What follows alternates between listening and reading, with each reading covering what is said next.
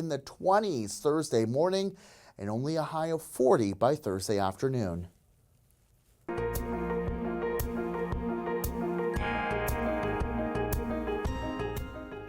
From inflation to tariff threats, the ever-changing economy has some spenders dialing it back this year. Yeah, so recent data from the Organization for Economic Cooperation and Development showed only 34% of adults across the world are financially literate. Our Blessing Iwachuku shows us how financial minimalism and mindful spending are helping even the littlest of Texans. It's usually the beginning of the year where most Texans, most Americans try to figure out how they're going to make that dollar stretch.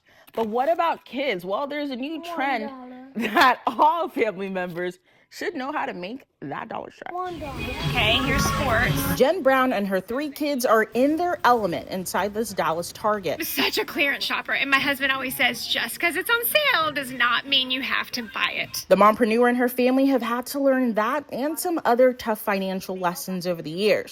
Some planned and unplanned surrounding her kids' health. We had 5 years of a lot of trauma with all 3 kids. And it was a matter of just trying to lock it down and save for those medical bills. Once we got those paid off, I was like, ew, budget's gross, get away. I'm gonna go spend.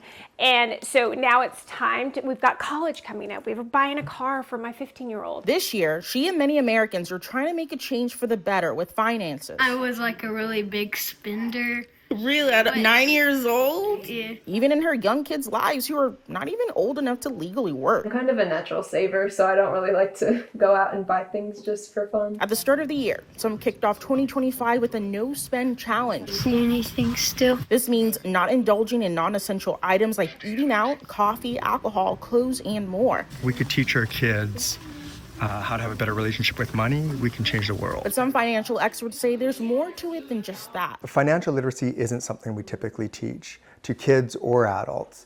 And it's because when we think about it, it feels like it's much bigger than it is. So we start teaching macroeconomics, and you're asking about the economy, or we want to know about interest rates, right now tariffs.